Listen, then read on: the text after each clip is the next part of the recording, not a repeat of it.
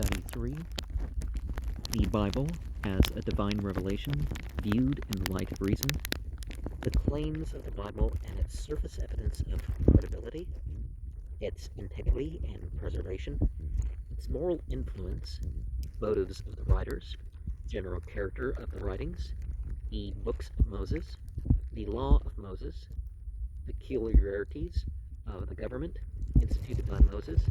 It was not a system of priestcraft, but what about all that ha-kahanim stuff?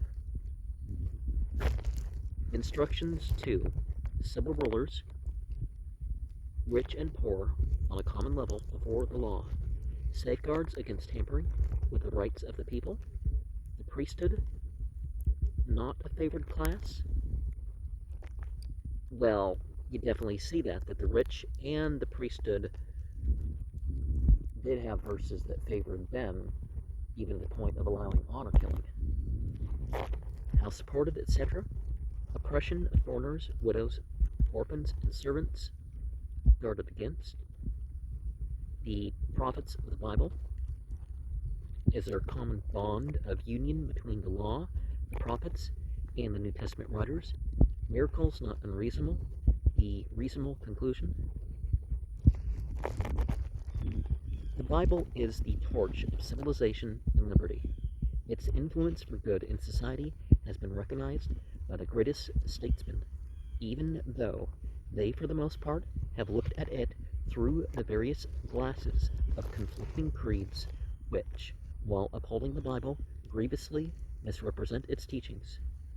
Well, the Bible does have actual contradictions, so people tend to favor one group of things or another, and the grand old book is unintentionally but woefully misrepresented by its friends, many of whom would lay down their life on its behalf, and yet they do it more vital injury than its foes by claiming its support to their long-revered misconceptions of its truth, received through the traditions of their fathers. Would that such would awake, re-examine their oracle, and put to confusion its enemies by disarming them of their weapons. And there's a difference between not accepting something's authority or questioning its authority here and there and actually being the enemy of something. Since the light of nature leads us to expect a fuller revelation of God than that which nature supplies, the reasonable, thinking mind will be prepared to examine the claims of anything purporting to be a divine revelation which bears a reasonable surface evidence of the truthfulness of such claims. The Bible claims to be a revelation from God, and it does come to us with sufficient surface evidence as to the probable correctness of its claims, and gives us a reasonable hope that closer investigation will disclose more complete and positive evidence that it is indeed the Word of God. Well, among representation, just like, we have all these books that weren't written by these people, or it wasn't written by the people by these names that we think, like Matthew, Mark, and Luke were written in the 2nd century in the earliest fragments, and there were church scholars by that name that if we look back and accept things for what they were really written as, you actually have those individuals as historical figures. Just in the books of Moses, nobody with a critical mind has looked at them and said, well, no one has arisen to this date that has been like Moses, and said, wait a second, that couldn't have been Moses that wrote that, right? Couldn't have been the words of Moses. The Bible is the oldest book in existence. It has outlived the storms of 30 centuries.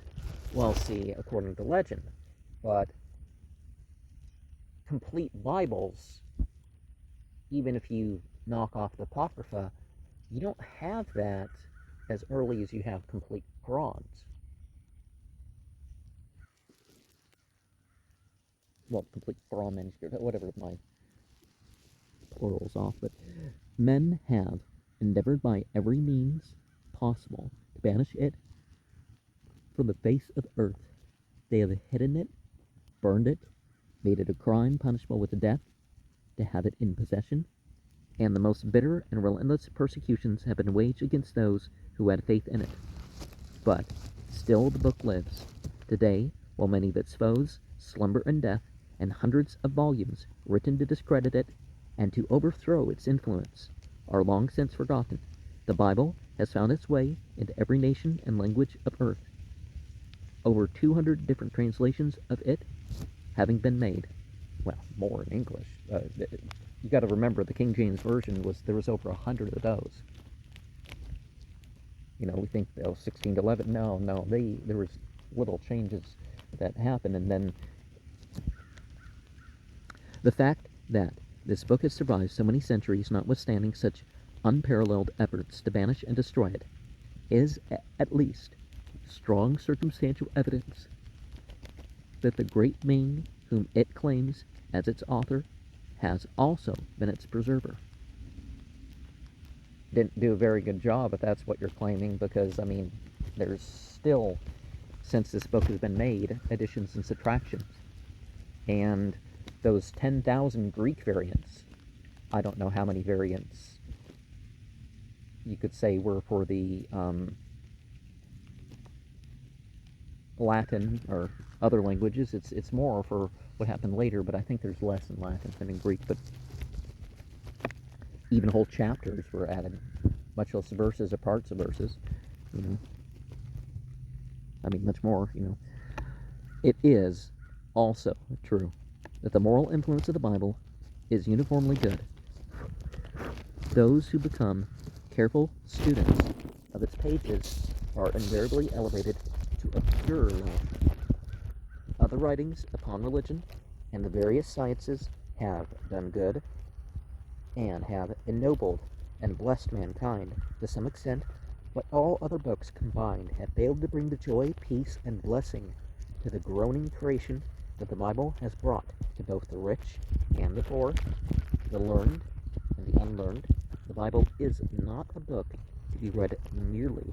It is a book to be studied with care and thought, where God's thoughts are higher than our thoughts, and His ways than our ways.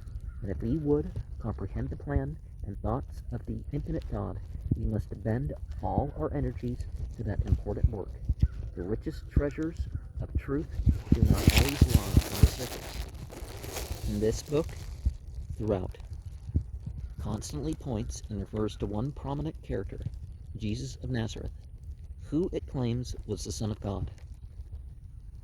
While there are some qualifiers to what that means, linguistically and otherwise, from beginning to end, his name and office and work are made prominent that a man called Jesus of Nazareth lived, and was somewhat noted about the time indicated by the writers of the Bible, is a fact of history outlined outside the Bible, and is variously and fully corroborated. While there were other books, but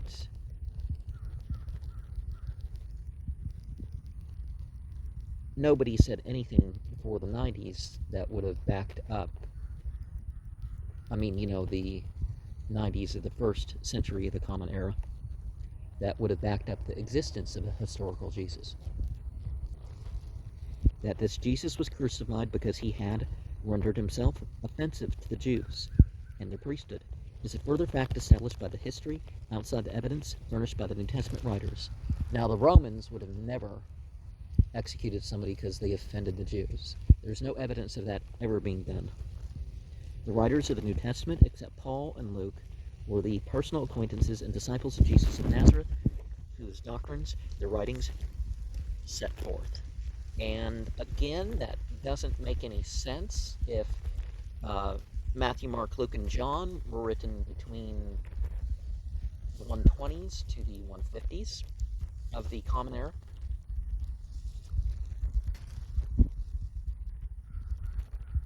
The existence of any book implies motive on the part of the writer. We therefore inquire What motives could have inspired these men to espouse the cause of this person? He was condemned to death and crucified as a malefactor by the Jews, the most religious among them assenting to and demanding his death, as one unfit to live, and in espousing his cause and promulgating his doctrines, these men braved contempt, deprivation, and bitter persecution, risked life itself, and in some cases even suffered martyrdom, admitting that, while he lived, Jesus was a remarkable person in both his life and his teaching. What motive could there have been for any to espouse his cause after he was dead? Well, Apollonius died about 100 of the Common Era, and his account was mixed into that of Paul and Jesus, especially when his death was so ignominious. Oh, there was hundreds of people that were considered to be savior gods eventually, that were killed, Well, a lot more than that, but, in the Mithraic context, anyways.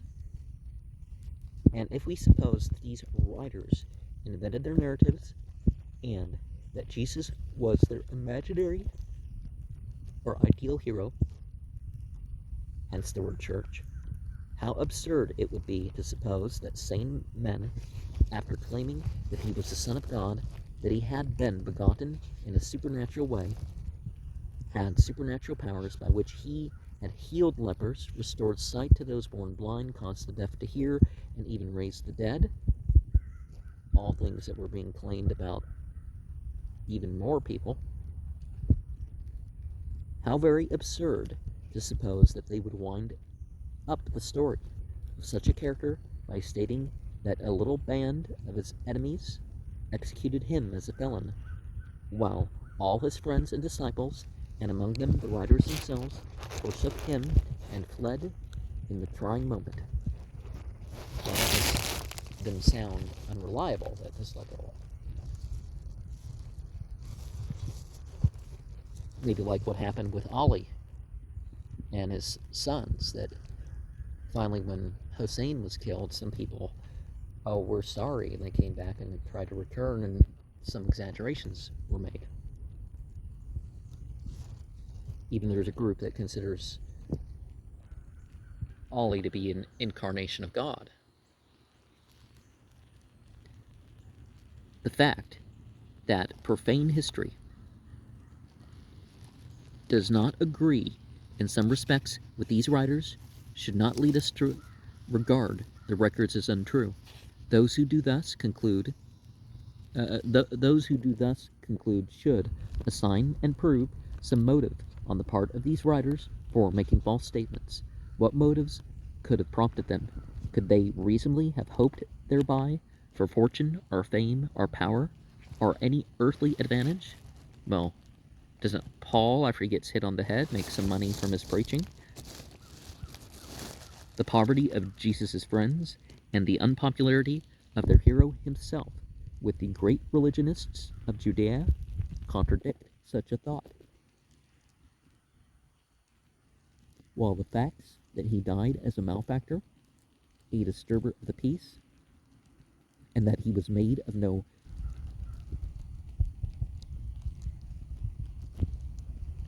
reputation, held forth no hope of enviable fame or earthly advantage to those who should attempt to reestablish his doctrine. Well, they mix in the story of Barabbas. Barabbas wrote the book of Revelation in the non-Christian version. You can actually read it in Aramaic. On the contrary, if such had been the object of those who preached Jesus, would they not speedily have given it up when they found that it brought disgrace, persecution, imprisonment, stripes, and even death? Reason plainly teaches that men who sacrificed home, reputation, honor, and life, who lived not for present gratification, but whose central aim was to elevate their fellow men, and who inculcated morals of the highest type, were not only possessed of a motive, but further, that their motive must have been pure and their object gradually sublime. Reason further declares that the testimony of such men, actuated only by pure and good motives, is worthy of 10 times the weight and consideration of ordinary writers. Nor were these men fanatics. Well, if they made it about the teacher more than the teachings, it's like, oh, it's not the teachings that save, just like Zoroastrianism or Islam or something teaches. It's the, you know, the fact that you've referenced the teacher. Matthew 7:21 would indicate that calling Jesus Lord isn't going to cut it, but they were men of sound and reasonable mind, and furnished in every case a reason for their faith and hope, and they were perseveringly faithful to those reasonable convictions. And what we have here noticed is likewise applicable to the various writers of the Old Testament. They were, in the main, men notable for their fidelity to the Lord. And, well, the word in Greek, Kyrie, can also mean a spiritual master or a more political lord or whatever. And this history, as impartially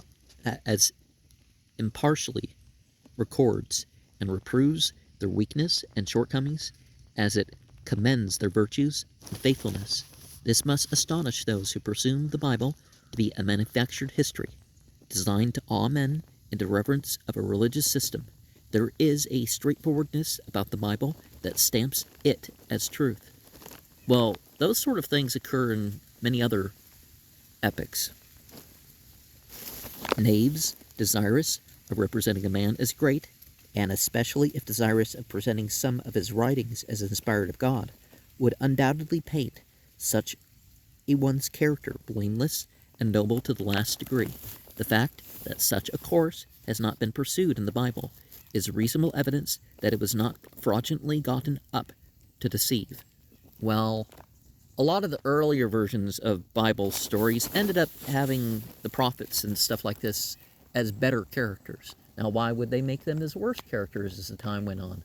Oh, you want to make it look like your teachers and prayer leaders are better than the founders themselves, like there's been some sort of development, maybe.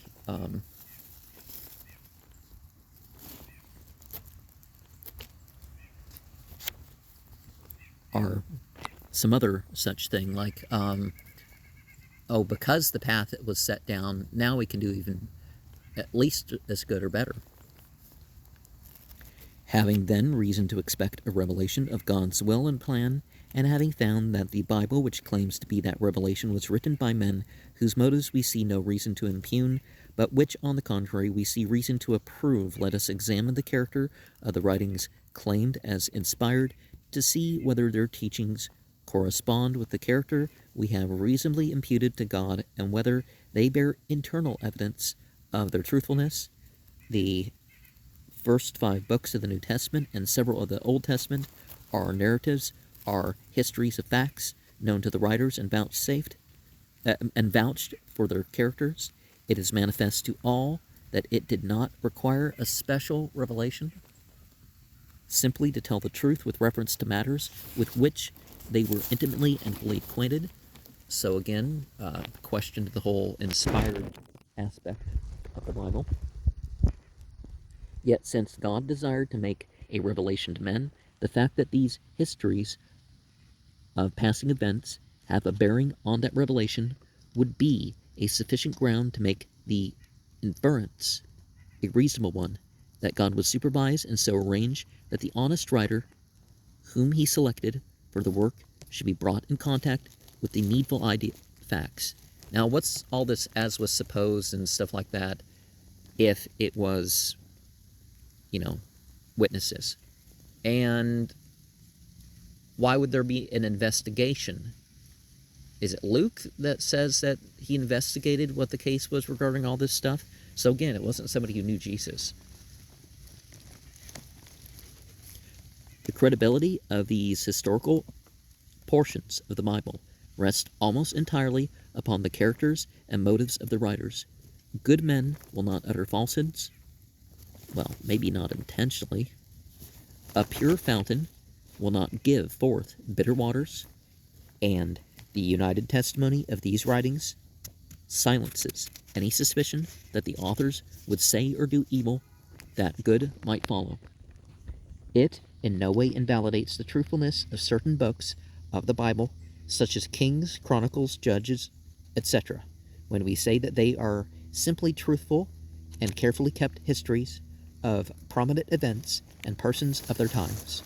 When it is remembered that the Hebrew Scriptures contain history as well as the law and the prophecies, that their histories, genealogies, etc., were the more explicit in detailing circumstances because of the expectancy that the promised Messiah would come in a particular line from Abraham.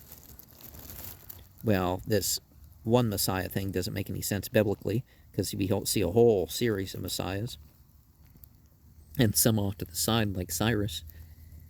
We see reason for the recording of certain facts of history considered indelicate in the light of this 20th century.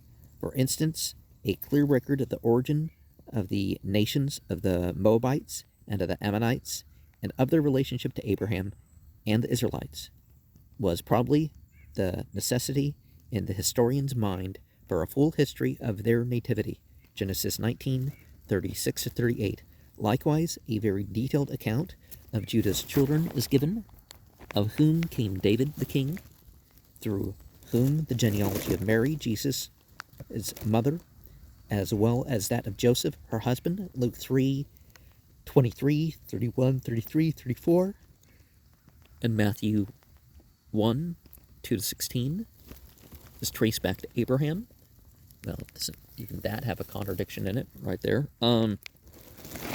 Doubtless the necessity of thoroughly establishing the pedigree was the more important, since of this tribe, Genesis 49:10, was to come the ruling king of Israel, as well as the promised Messiah, and hence the minutiae of detail not given in other instances, Genesis 38.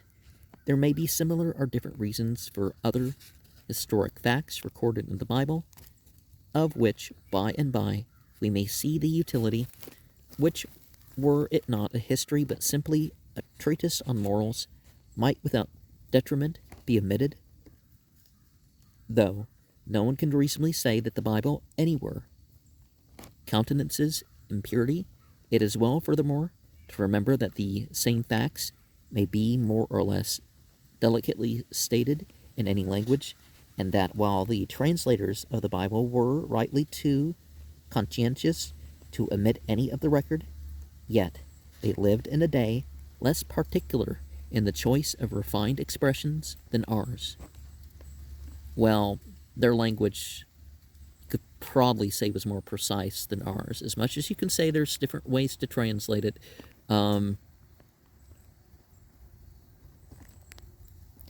And the same may be surmised of the early Bible times and habits of expression. Certainly, the most fastidious can find no objection on this score to any expression of the New Testament.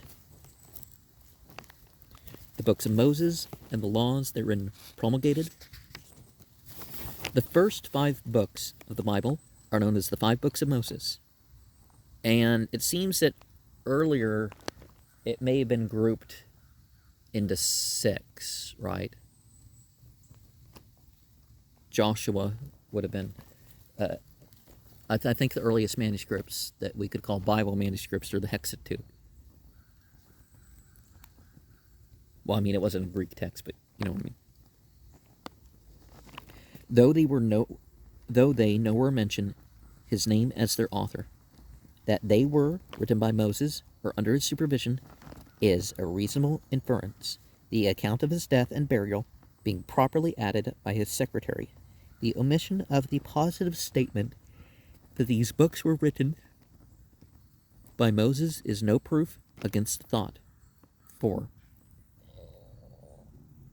Had another written them to deceive and commit a fraud, he would surely have claimed that they were written by the great leader and statesman of Israel, in order to make good his imposition. See Deuteronomy 31:9-27. Well, when they write sacred history, generally, they're trying to represent what they consider to be the truth. It's not, a fraud in that sense.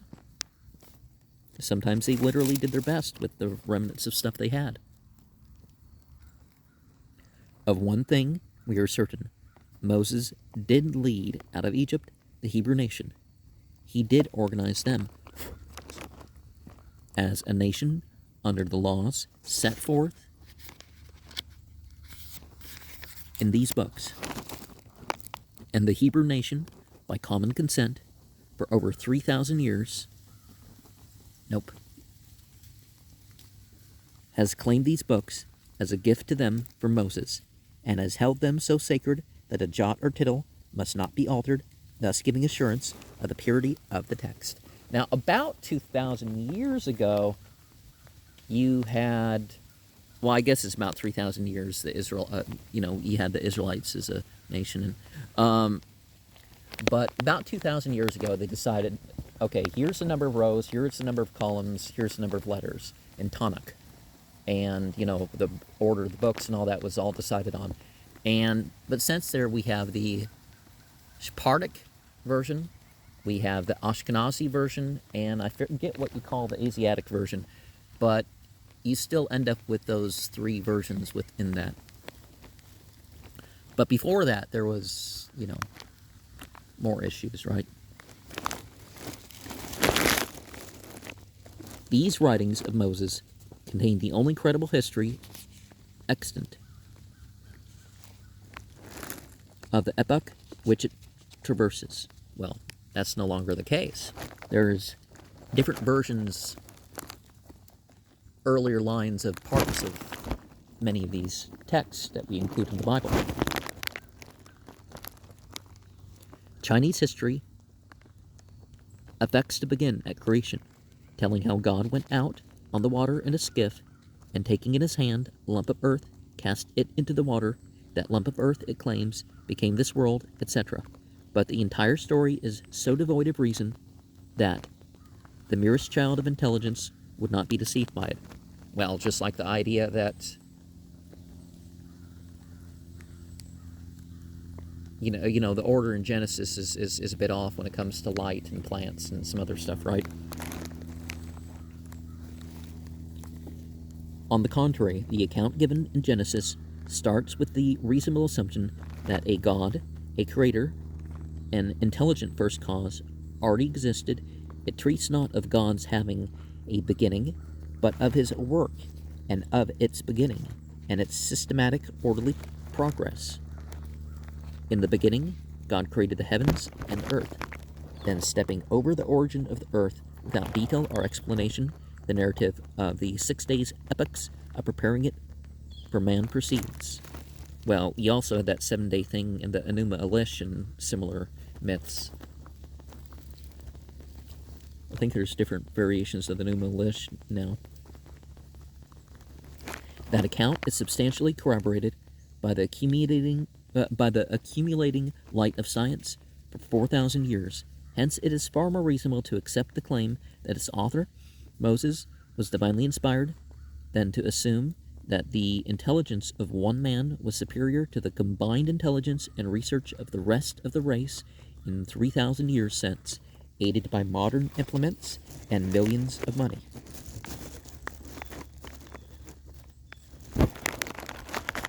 Well, again, if we look at the actual science, we do run into some issues. Overall, the Bible's correct, but that's problematic if it's just overall, right? Look next at the system of laws laid down in these writings. They certainly were without an equal, either in their day or since, until this 20th century, and the laws of this century are based upon the principles laid down in the Mosaic Law and framed in the main by men who acknowledged the Mosaic Law as of divine origin. The Decalogue is a brief synopsis of the whole law. Those 10 commandments enjoin a code of worship and morals that must strike every student as remarkable, and if never before known, and now found among the ruins and relics of Greece or Rome or Babylon, nations which have risen and fallen again long since those laws were given. They would be regarded as marvelous, if not supernatural, but familiarity with them and their claims has begotten measurable indifference, so that their real greatness is unnoticed except by the few. Truly, those commandments do not teach of Christ and sort of condemn it, right? But they were given not to Christians, but to Hebrews, not to teach faith in a ransom, but to convince men of their sinful state and need of a ransom. And the substance of those commandments was grandly epitomized by the illustrious founder of Christianity in the words, "Thou shalt love the Lord thy God with all thy heart, with all thy soul, and with all thy mind, and with all thy strength, and thou shalt love thy neighbor as thyself." Mark 12:31. Now, the one version of that tale in what we call the New Testament repeats the Shema. That throws in the monotheist thing that they're kind of avoiding in mentioning the 10 Commandments. They're also avoiding the fact that there's also the 8 Commandments, the 9 Commandments, the 11 Commandments, the 12 Commandments, and the 13 Commandments that are a part of the old version. 10 is just the number that they finally decided on. We don't know which is the more authentic from a historical point of view. But before the historical Israelites, you find that. The government instituted by Moses differed from all others, ancient and modern, in that it claimed to be that of the Creator himself, and the people were held accountable to him. Their laws and institutions, civil and religious, claimed to emanate from God, and, as we shall presently see, were in perfect harmony with what reason teaches us to be God's character. The tabernacle in the center of the camp had in its most holy apartment a manifestation of Jehovah's presence as their king, whence by supernatural means they received instruction for the proper administration of their affairs as a nation. An order of priests was established, which had complete charge of the tabernacle, and through them alone access and communion with Jehovah was permitted. The first thought of some in this connection would perhaps be, there we have the object of their organization with them. As with other nations, the priests ruled the people, imposing upon their credulity and exciting their fears for their own honor and profit. But hold, friend, let us not too hastily assume anything. Where there is such good opportunity for testing this matter by the facts, it would not be reasonable to jump to conclusions without the facts. The answerable evidences are contrary to such suppositions. The rights and the privileges of the priests were limited. They were given no civil power whatever, and wholly lacked opportunity for using their office to impose upon the rights or consciences of the people. Well, they could enforce the laws and run trials and all that stuff, so no civil authority. Maybe they had to recruit people to capture criminals, but... And this arrangement was made by Moses, a member of the priestly line. And, well, they put him there, but it sounded like he didn't have any priestly authority as an Egyptian or whatever. He's just, as God's representative in bringing Israel out of Egyptian bondage, the force of circumstances had centralized the government in his hand, and made the meek Moses an autocrat in power and authority. Though, from the meekness of his disposition, he was in fact the overworked servant of the people, whose very life was being exhausted by the onerous cares of his position. At this conjuncture, a civil government was established, which was virtually a democracy, Let us not be misunderstood, regarded as unbelievers would esteem it. Israel's government was a democracy, but regarded in the light of its own claims, it was a theocracy. Well, you can say that about the Islamic State, but Israel really, with the kings and all that stuff, and, it wasn't up to the people who they chose to rule them at any time, and other elements that kept it from being a democracy, i.e., a divine government, theocracy. For the laws given by God through Moses permitted no amendments. They must neither add nor take from their code of laws. Well, what about all that conservative interpretation? Thus seen, Israel's government was different from any other civil government, either before or since. Well, Islam allows new traffic and safety laws based on, some principles, but, the Lord said unto Moses, Gather unto me 70 men of the elders of Israel, whom thou knowest to be elders of the people, and officers over them, and bring them unto the tabernacle of the congregation, that they may stand there with thee. And I will come down and talk with thee there, and I will take of the Spirit which is upon thee, and will put it upon them. And they shall bear the burden of the people with thee, that thou bear it not alone. Numbers 11, 16, 17. See also verses 24 to 30 for an example of true and guileless statesmanship and meekness.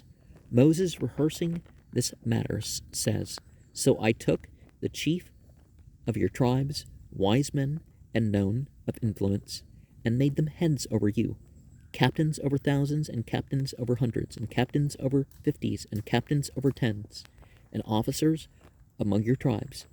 Deuteronomy 1:15, Exodus 18:13-26.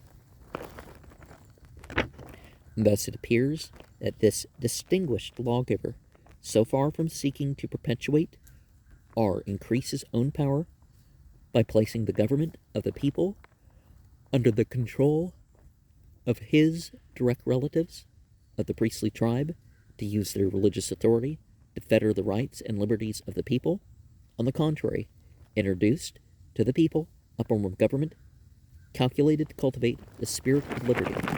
Well, it's important to remark that a lot of this was not recorded, as far as we historically know, until after it was down to the tribe of Yehuda and Lewi. The histories of other nations and rulers show no parallel to this. In every case, the ruler has sought his own aggrandizement and greater power, even in instances where such have aided in establishing republics. Well, a republic is not a democracy. It has appeared from subsequent events that they did it through policy to obtain favor with the people.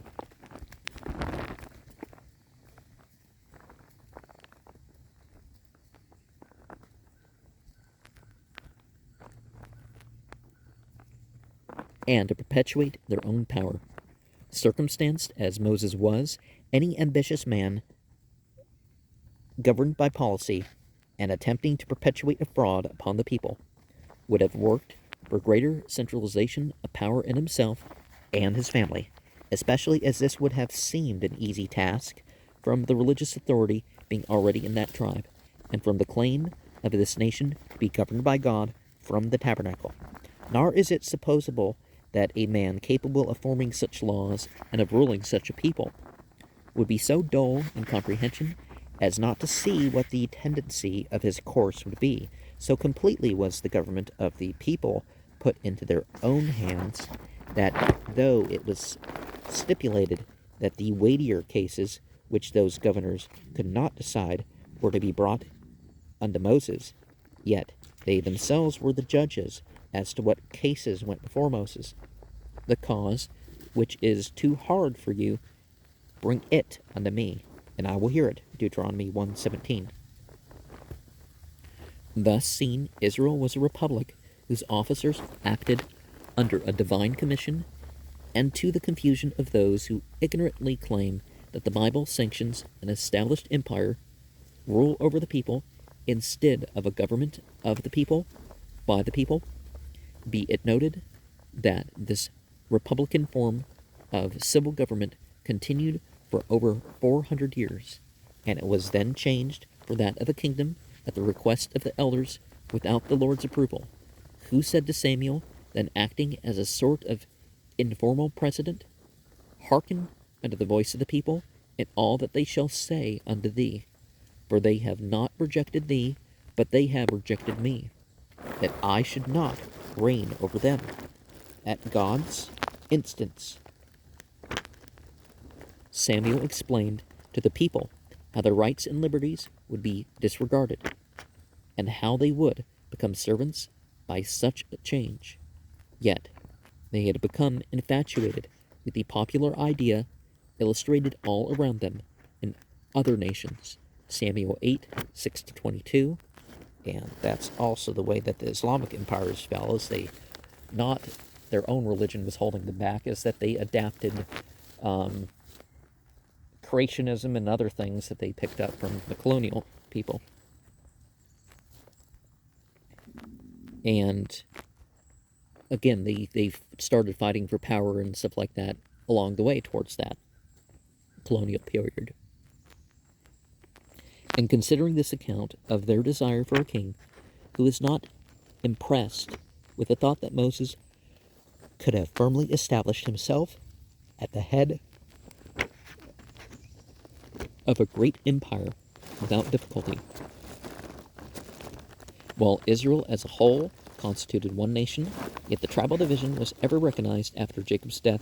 Each family or tribe, by common consent, elected or recognized certain members as its representatives or chiefs. This custom was continued even though their long slavery in Egypt. These were called chiefs or elders, and it was to these that Moses delivered the honor and power of civil government, whereas he desired to centralize power in himself and his own family. These would have been the last men to honor with power and office. The instructions given those appointed to civil rulership as from God are a model of simplicity and purity. Moses declares to the people in the hearing of these judges, I charged your judges at that time, saying, hear the causes between your brethren, and judge righteously between every man and his brother, and the stranger foreigner that is with him. Ye shall not respect persons in judgment, but ye shall hear the small as well as the great. Ye shall not be afraid of the face of man, for the judgment is God's, and the cause that is too hard for you, bring it unto me, and I will hear it. Deuteronomy 1:16 and 17. Such hard cases were, after Moses' death, brought directly to the Lord through the high priest, the answer being yes or no by the Urim and Thummim. In view of these facts, what shall we say of the theory which suggests that these books were written by Navish priests? Navish priests. Silent letters, right? To secure to themselves influence and power over the people. Would such men, for the purpose, forge records destructive for such purpose, to the very aims they sought to advance, records which prove conclusively that the great chief of Israel and one of their own tribe, at the instance of God, cut off the priesthood from civil power by placing that power in the hands of the people? Does anyone consider such a conclusion reasonable? Well, people tend to leave things in or not notice what they should have put there and that sort of stuff when they write the books with their own hands, even if they're grasping from revelation and inspiration and sacred history as they work it together with their commentary there.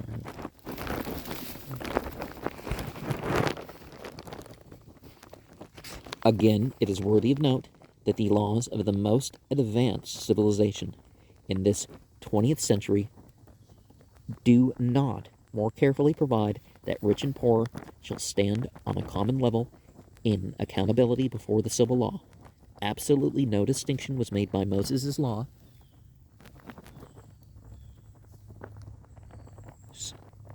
And as for the protection of the people from the dangers incident to some becoming very poor and others excessively wealthy and powerful, no other national law has ever been enacted which so carefully guarded this point. Moses' law provided for a restitution every 50th year, their Jubilee year, sort of based on a cycle of Sirius, right? This law, by preventing the absolute alienation of property, thereby prevented its accumulation in the hands of a few. Leviticus 25:9, verses 13 to 23 and 27:30 also. In fact, they were taught to consider themselves brethren and to act accordingly, to assist each other without compensation, and to take no usury of one another. See Exodus 22:25, Leviticus 25:36 and 37, Numbers 26:52 to 56. All the laws were made public, thus preventing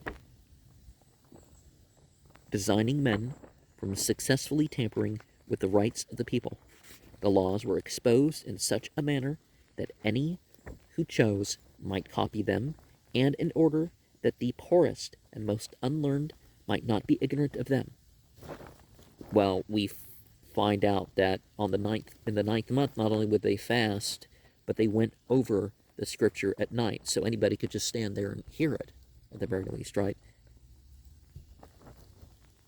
It was made the duty of the priests to read them to the people at their septennial festivals. Deuteronomy 31:10 to 13. Is it reasonable to suppose that such laws and arrangements were designed by bad men, or by men scheming to defraud the people of their liberties and happiness? Such an assumption would be unreasonable. In its regard for the rights and interests of foreigners and of enemies, the Mosaic law was 32 centuries ahead of its times. If indeed the laws of the most civilized of today equal it in fairness and benevolence, we read, "Ye shall have one manner of law, as well for the stranger, foreigner, as for one of your own country. For I am the Lord your God," Exodus 12:49, Leviticus 24:22.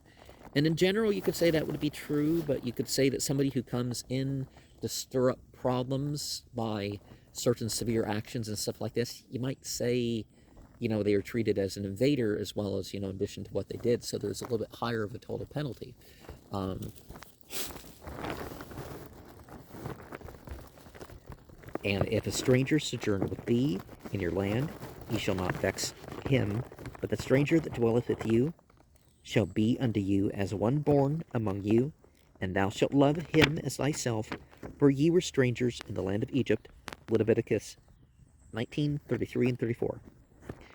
If thou meet thine enemy's ox, or his ass, donkey, going astray, thou shalt surely bring it back to him again.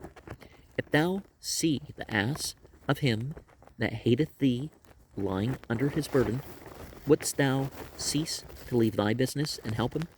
Thou shalt surely leave it to join with him, to assist him. Exodus 23:4 and 5. Oh, was the word assist in the margin? Well, the New Testament, there's a lot of, you see something in a margin of a manuscript, and then you see it in the main text itself. In another manuscript, even the dumb animals were not forgotten. Cruelty to these, as well as to human beings, was prohibited strictly. An ox must not be muzzled while threshing the grain, for the good reason that any laborer is worthy of his food. Even the ox and the ass must not plow together, because so unequal in strength and tread, it would be cruelty. Their rest was also provided for. Deuteronomy 25:4, 22:10, Exodus 23:12. The priesthood. may be claimed by some to have been a selfish institution, because the tribe of Levites was supported by the annual tenth or tithe of the individual produce of the brethren of the other tribes. This fact, stated thus, is an unfair presentation too common to skeptics, who possibly ignorantly thereby misrepresent one of the most remarkable evidences of God's part in the organization of that system, and that it was not the work of a selfish and scheming priesthood. Indeed, it is not infrequently misrepresented by a modern priesthood, which urges a similar system now, using that as a precedent without mentioning the condition of things upon which it was founded, or its method of payment. It was, in fact, founded upon the strictest equity. When Israel came into possession of the land of Canaan, the Levites certainly had as much right to a share of the land as the other tribes. Yet, by God's express command, they got none of it, except certain cities or villages for residence, scattered among the various tribes whom they were to serve in religious things. 9 times is this prohibition given before the division of the land. Instead of the land, some equivalent should surely be provided for them, and the tithe was therefore this reasonable and just provision. Nor is this all. The tithe, though, as we have seen, a just debt, was not enforced as a tax, but was to be paid as a voluntary contribution, and no threat bound them to make those contributions. All depended on their conscientiousness. The only exhortations to the people on the subject are as follows: Take heed to thyself, that thou forsake not the Levite, as long as thou livest upon the earth. Deuteronomy 12:19. And the Levite that is within thy gates, thou shalt not forsake him, for he hath no part nor inheritance with thee in the land. Deuteronomy 14:7. Is it, we ask, reasonable to suppose that this order of things would have been thus arranged by selfish and ambitious priests? An arrangement to disinherit themselves and to make them dependent for support upon their brethren. Does not reason teach us to the contrary? In harmony with this, and equally inexplicable on any other grounds than those claimed, that God is the author of those laws, is the fact that no special provision was made for honoring the priesthood. In nothing would impostors be more careful than to provide reverence and respect for themselves, and severest penalties and curses upon those who misuse them. But nothing of the kind appears. No special honor or reverence or immunity from violence or insult is provided. The common law, which made no distinction between classes and was no respecter of persons, was their only protection. This is the more remarkable because the treatment of servants and strangers and the aged was the subject of special legislation. For instance, thou shalt not vex nor oppress a stranger, or a widow, or fatherless child, for if they cry at all unto me, to God, I will surely hear their cry, and my wrath shall wax hot, and I will kill you with the sword, and your wives shall be widows, and your children fatherless. Exodus 22, verses 21 to 24, 23:9, Leviticus 19:33 and 34. So if we can see the words that Moses was supposed to have spoken, or some of the others said to have spoken as referring to God, why can't we see Jesus, who said he didn't speak his own doctrine, a bit more explicitly, according to the Bible? Why can't we see his words in that light as well? Thou shalt not oppress an hired servant that is poor and needy, whether he be of thy brethren, or of strangers that are in thy land, within thy gates. At his day thou shalt give him his hire, neither shall the sun go down upon it, for he is poor, and setteth his heart upon it, lest he cry against thee unto the Lord, and it be sin unto thee.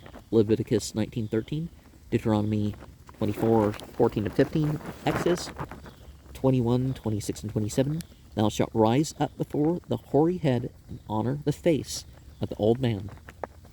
Leviticus 19:32. See also Leviticus 19:14. All this, yet nothing special for priests or Levites or their tithes.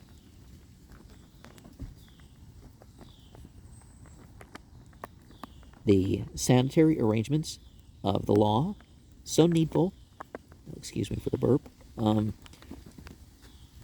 to a poor and long oppressed people, together with the arrangements and limitations respecting clean and unclean animals, which might or might not be eaten, are remarkable, and would, with other features, be of interest if space permitted their examination, as showing that law to have been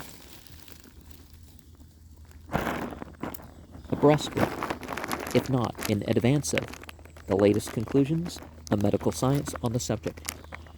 Well, most cultures have different levels of taboo. There are sort of universal things that would be sort of for everywhere, not just one tribe or another. Some things for one tribe or another.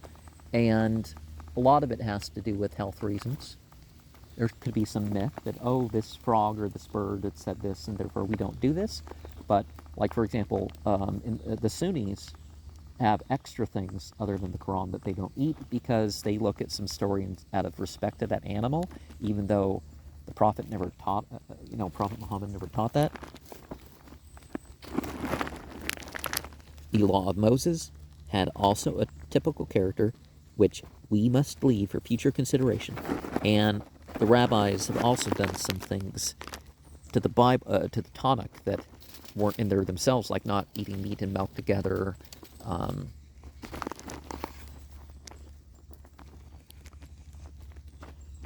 But even our hasty glance has furnished overwhelming evidence that this law, which constitutes the very framework of the entire system of revealed religion, which the remainder of the Bible elaborates, is truly a marvelous display of wisdom and justice, especially when its date is taken into consideration.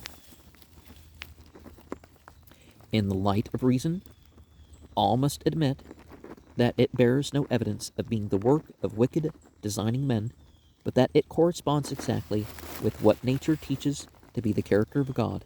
It gives evidence of his wisdom, justice, and love, and further, the evidently pious and noble lawgiver, Moses, denies that the laws were his own and attributes them to God. Exodus 14:12, Deuteronomy 9:9-11, Exodus 26:30, Leviticus 1:1.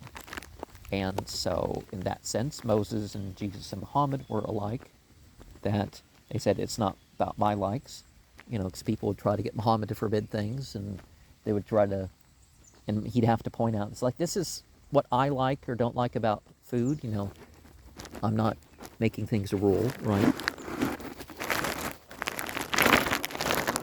In view of his general character and his commands to the people not to bear false witness and to avoid hypocrisy and lying, is it reasonable to suppose that such a man bore false witness and palmed off his own views and laws for those of God? It should be remembered also that we are examining the present copies of the Bible, and that therefore the integrity for which it is so marked applies equally to the successors of Moses. For though bad men were among those successors who did seek their own and not the people's good, it is evident that they did not tamper with the sacred writings, which are pure to this day. And there's more variance in a single chapter of Genesis than there is with the whole Quran, and you don't find a single variant in the Quran that's more than just a linguistic thing, that in one dialect you say a sin instead of a sod, or a noon instead of a meme. That's literally it. You don't find any contradictions if you have all the variants together, and you can't claim that for the Bible. I mean, objectively, you can't. The prophets of the Bible. Glance now at the general character of the prophets of the Bible and their testimonies. A rather remarkable fact is that the prophets, with few exceptions were not of the priestly class, and that, in their day, the prophecies were generally repugnant to the degenerating and time-serving priesthood, as well as to the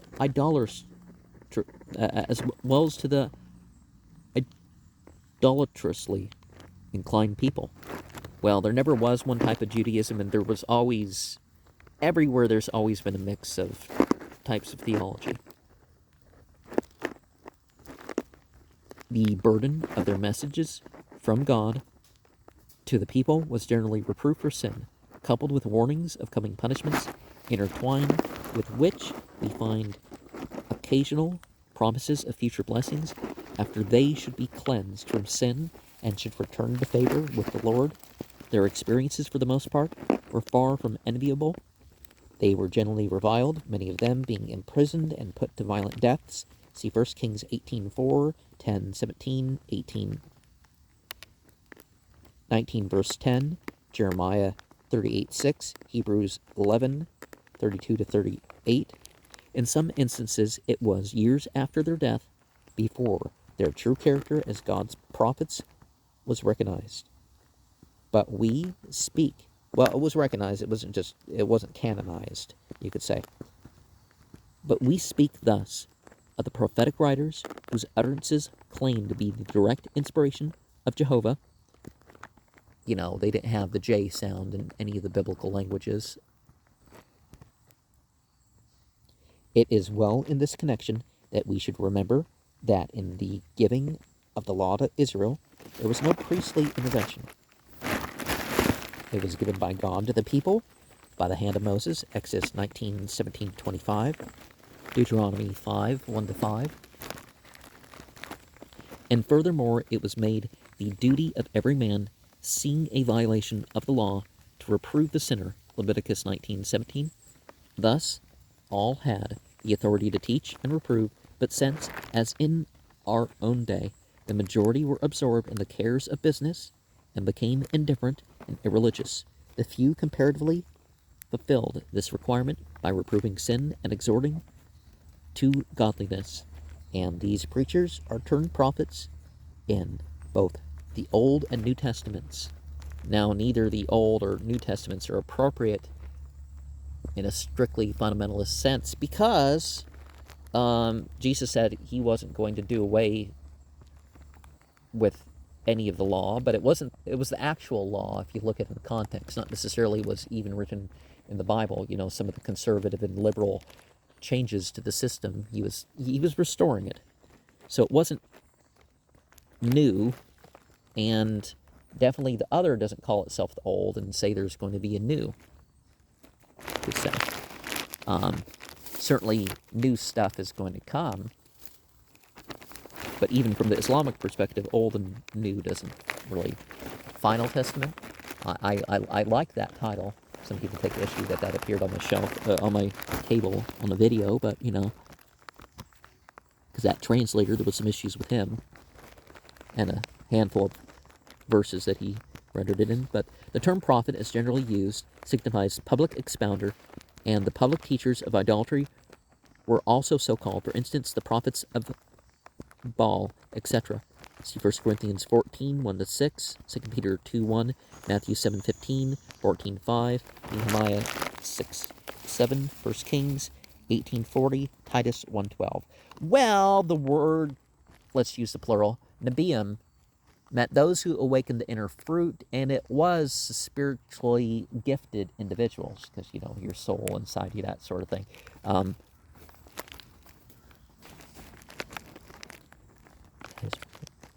So it wasn't just, you know, a public speaker that you become a prophet. You can work your way up the ranks to be a sermon giver or whatever you could say, but not a prophet comes from another dimension than just the intellectual. Prophesying in the ordinary sense of teaching afterward became popular with a certain class and degenerated into Phariseeism, teaching instead of God's commandments the traditions of the ancients, thereby opposing the truth and becoming false prophets or false teachers. Matthew 15:2-9. And there's a lot of false prophets, and that's a little bit different than just teaching about religion wrong. It's about falsely claiming some stuff. Some people don't know they're false prophets because if you're like, oh, I feel it's like, yeah, you're moving your hand through the air in such a way that it creates a feeling, and on top of that, the wind moving on your hand, and there's some tricks that if people don't understand some effects, they can fall for it, and so people can become sincerely deluded, you know. Out of the large class called prophets, Jehovah at various times made choice of some whom he specially commissioned to deliver messages relating sometimes to things then at hand, at other times to future events. It is to the writings of this class, who spoke and wrote as they were moved by the Holy Spirit, that we are now giving attention. They might with propriety be designated divinely commissioned prophets or seers. Well, there would be three types of prophets, right? The sectarian prophet, the demonic prophet, and fully on the right hand of God would have been the exemplar prophet and the messenger prophets. But in the middle would have been the confirmatory prophet. The people who have certain spiritual experiences on pilgrimage or whatever, and it confirms the revelation, but nobody is required to believe in them as, it's not necessary for humanity or that sort of thing. When it is remembered that these prophets were mainly laymen, drawing no support from the tithes of the priestly tribe, and when, added to this, is the fact that they were frequently not only the reprovers of kings and judges, but also of priests, though they reproved not the office, but the personal sins of the men who filled it, it becomes evident that we could not reasonably decide that these prophets were parties to any league of priests or others to fabricate falsehood in the name of God. Reason, in the light of facts, contradicts such a suspicion. Well, they did at times reprove a type of priesthood, the Kohen, or something like that. But the idea that there would be people to lead the rituals and that sort of thing, no. If then we find no reason to impeach the motives of the various writers of the Bible, but find that the spirit of its various parts is righteousness and truth, let us next proceed to inquire whether there exists any link or bond of union between the records of Moses, those of the other prophets, and those of the New Testament writers, if we shall find one common line of thought interwoven throughout the law and the prophets of the New Testament writings, which cover a period of 1,500 years, this taken in connection with the character of the writers will be a good reason for admitting their claim that they are divinely inspired, particularly if the theme common to all of them is a grand and noble one, comporting well with what sanctified common sense teaches regarding the character and attributes of God. Well, I'm not sure it's common sense to not limit God by sleep and rest and some other things. Well, I mean, it's common for people not to limit, but you know what I mean? Most people would. This, we do find, one plan, spirit, aim, and purpose pervades the entire book. Its opening pages record the creation and fall of man.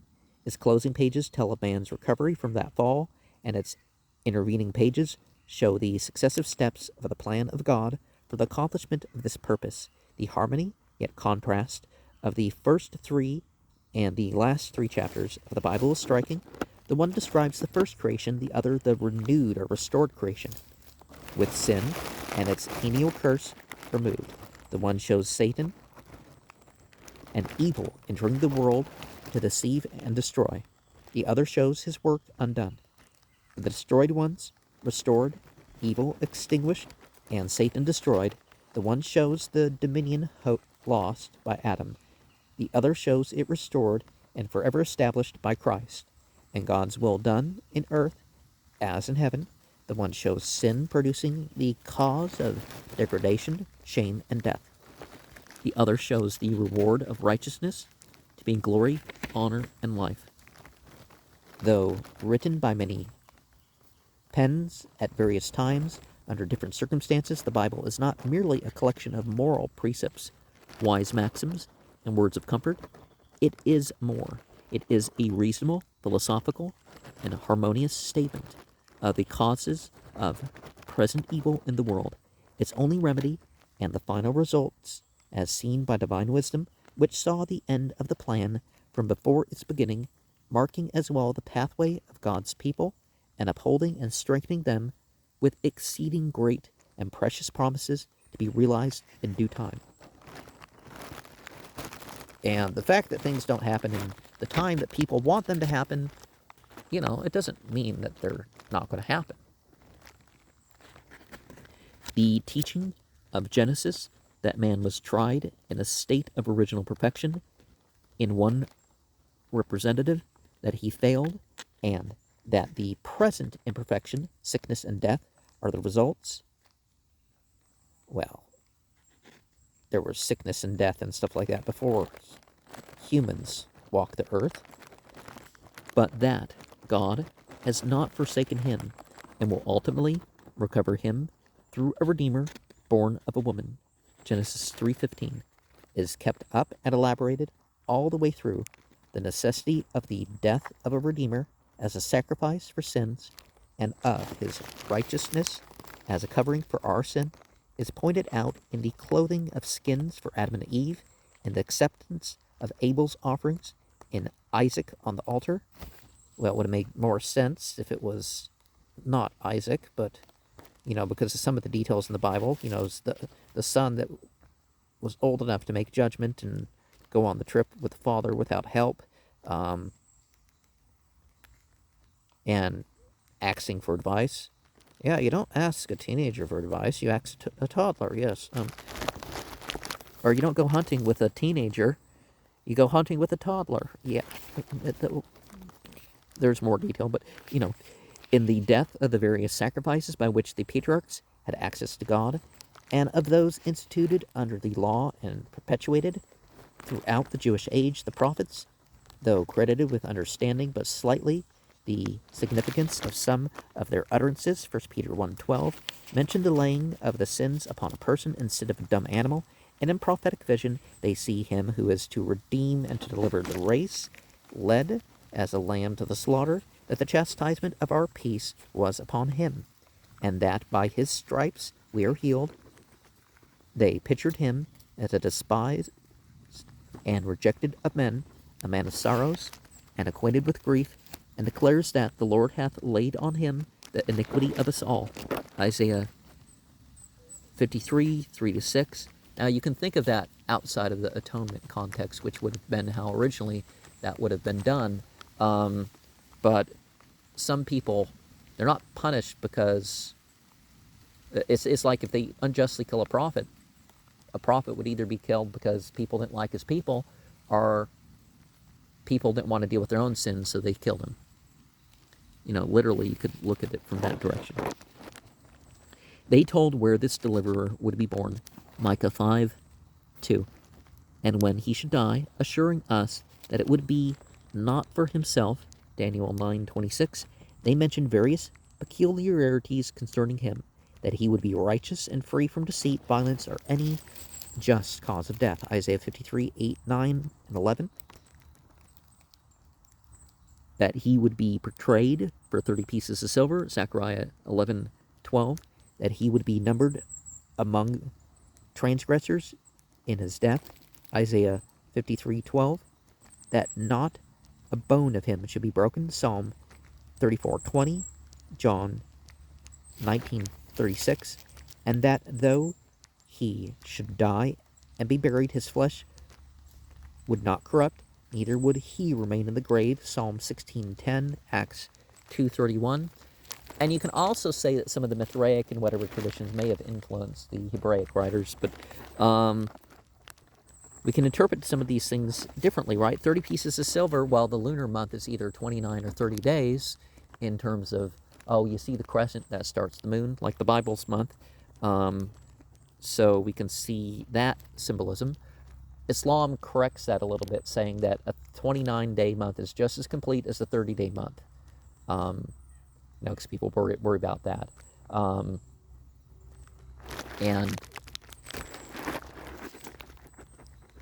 the New Testament writers clearly and forcibly, yet simply record the fulfillment of all these predictions in Jesus of Nazareth, and by logical reasonings show that such a ransom price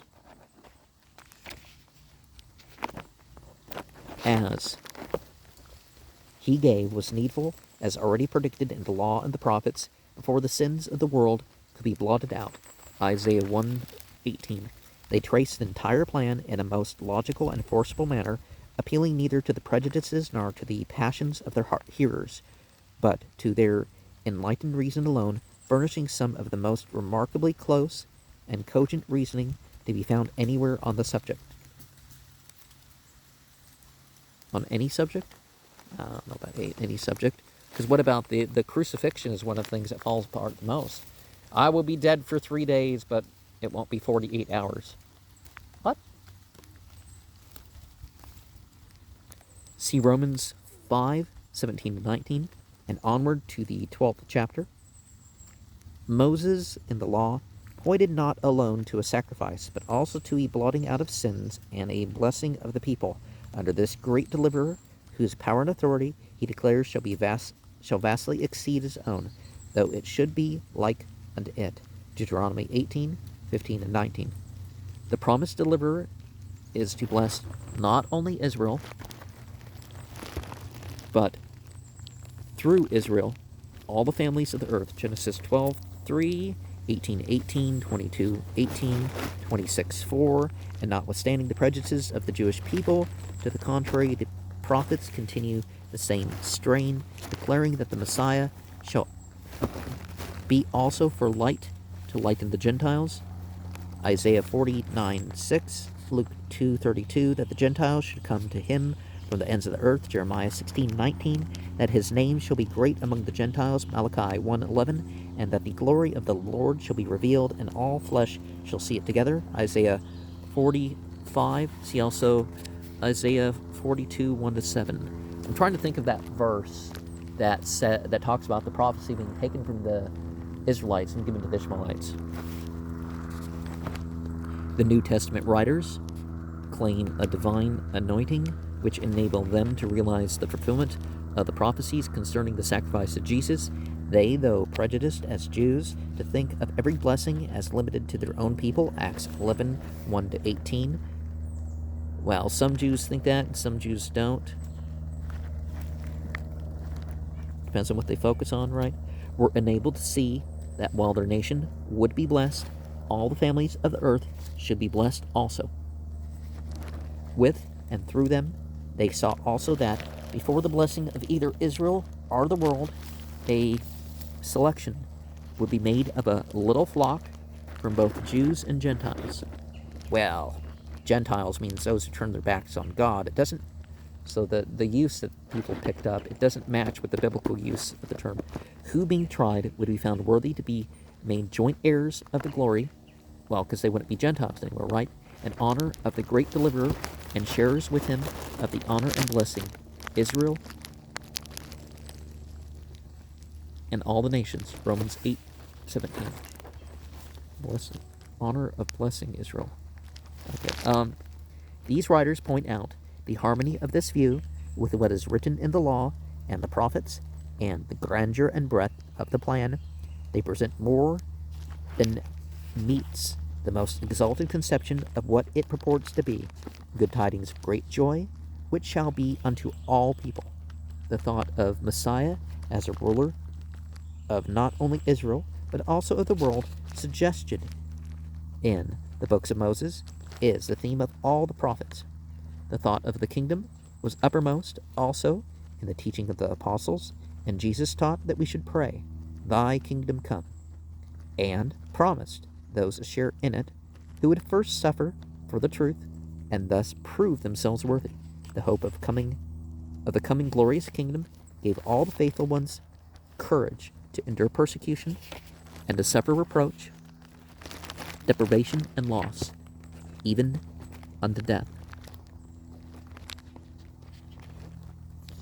And in the grand allegorical prophecy,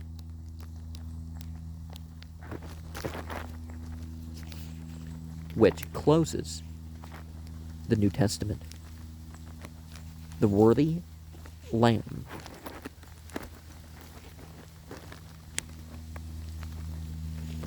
that was slain, Revelation 5:12, the worthy overcomers, whom he will make kings and priests in his kingdom, and the trials and obstacles which they must overcome to be worthy to share that kingdom are all faithfully portrayed.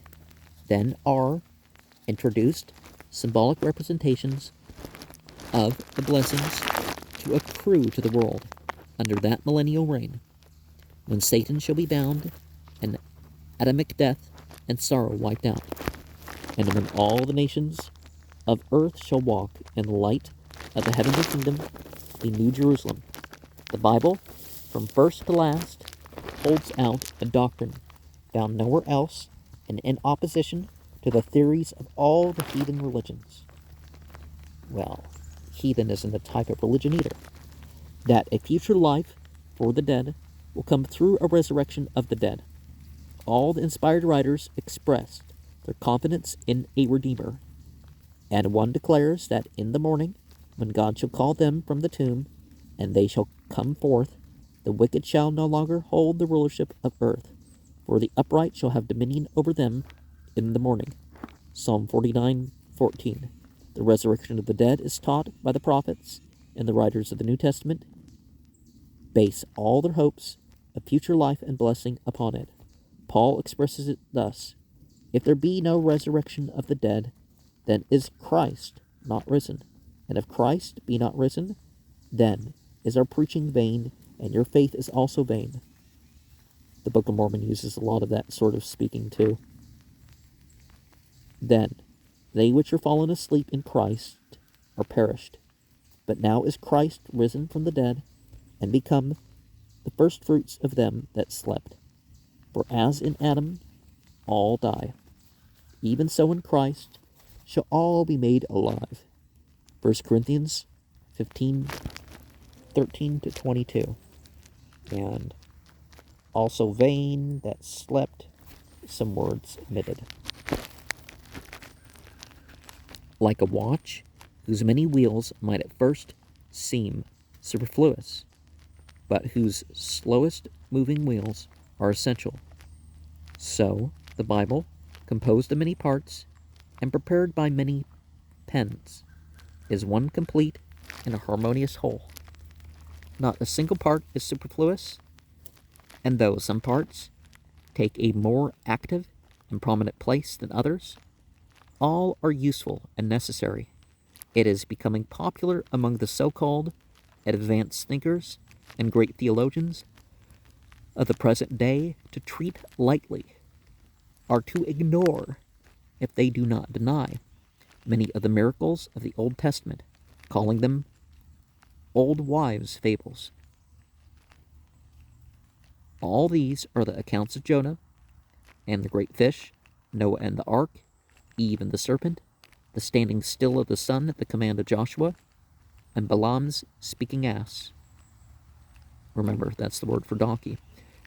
Seemingly, these wise men overlook the fact that the Bible is so interwoven and united in its various parts that to tear from it these miracles, or to discredit them, is to destroy or discredit the whole. For if the original accounts are false, those who repeated them were either falsifiers or dupes, and in either case it would be impossible for us to accept their testimony as divinely inspired. To eliminate from the Bible the miracles mentioned would invalidate the testimony of its principal writers, besides that of our Lord Jesus. The story of the fall is attested by Paul Romans 5:17. Also Eve's beguilement by the serpent. 2 Corinthians 11:3. 1 Timothy 2:14.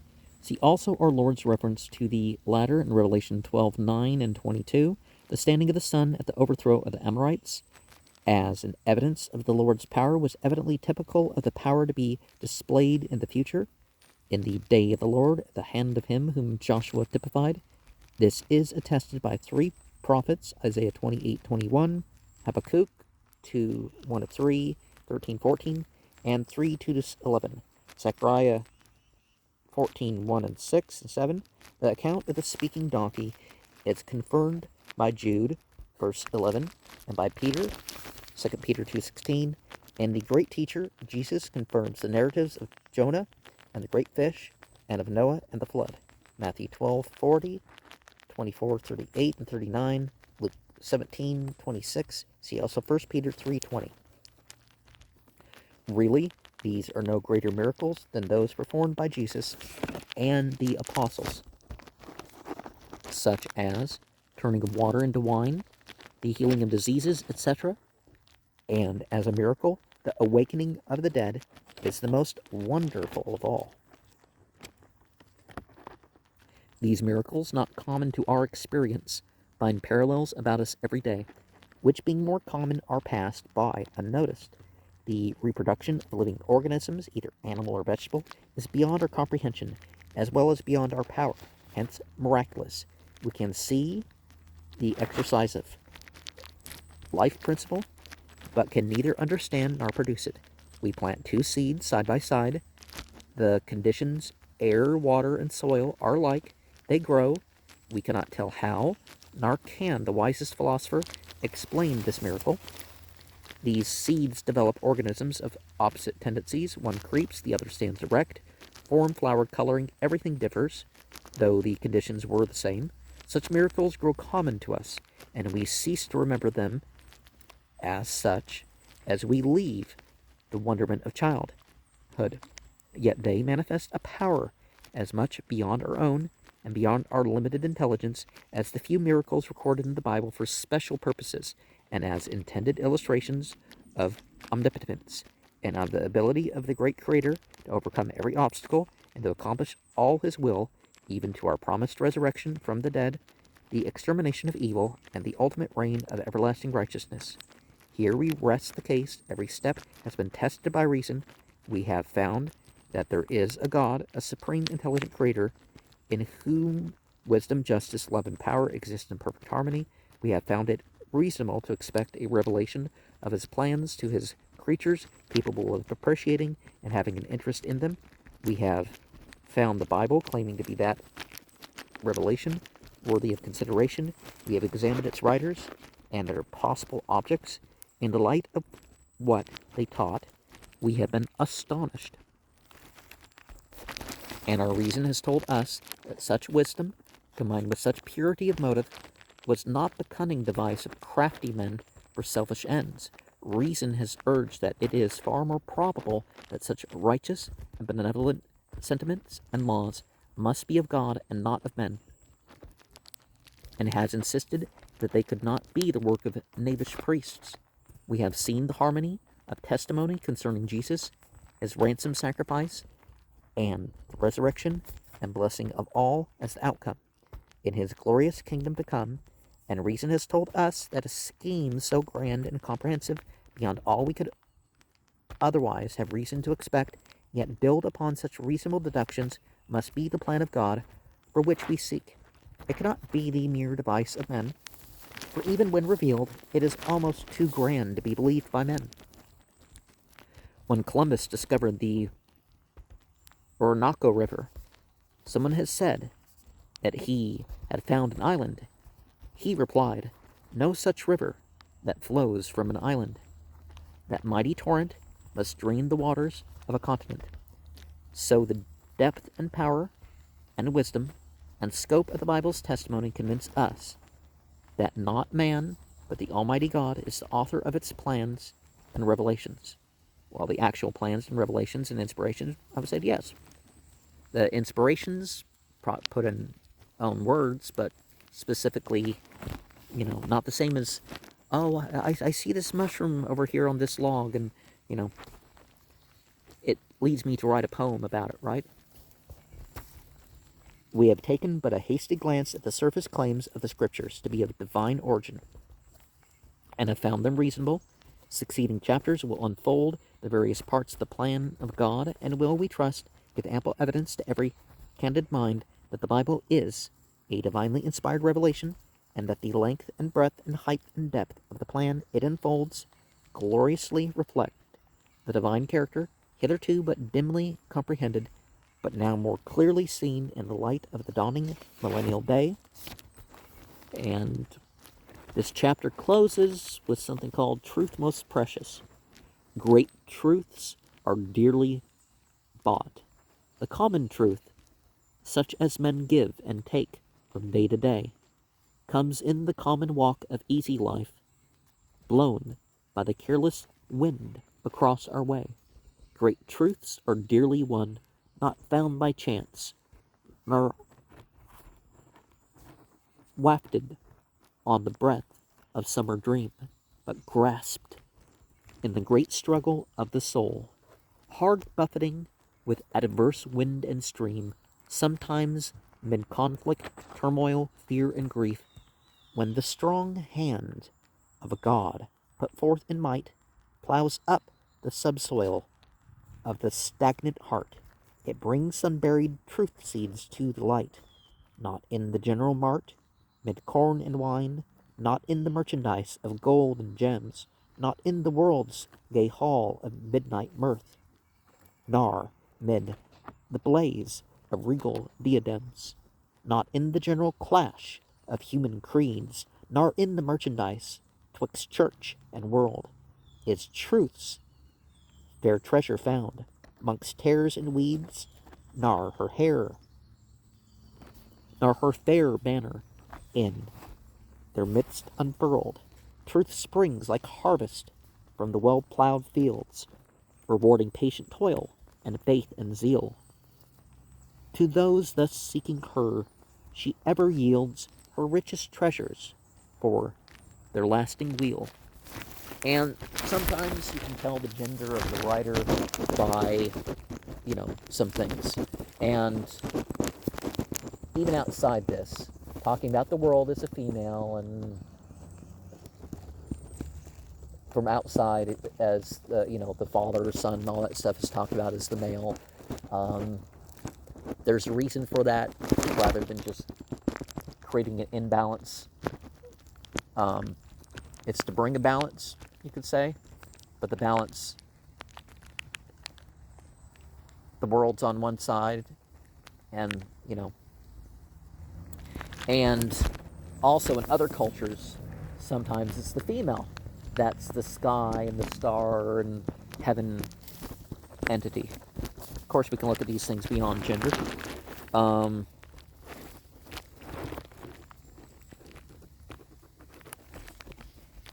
Nor wafted on the breath of summer dream. Well, we need to employ all our perceptions, right?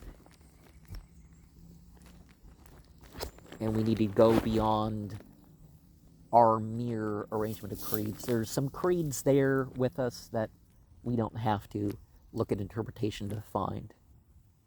That's why, the testimony of faith for this age was not something composed by generations later.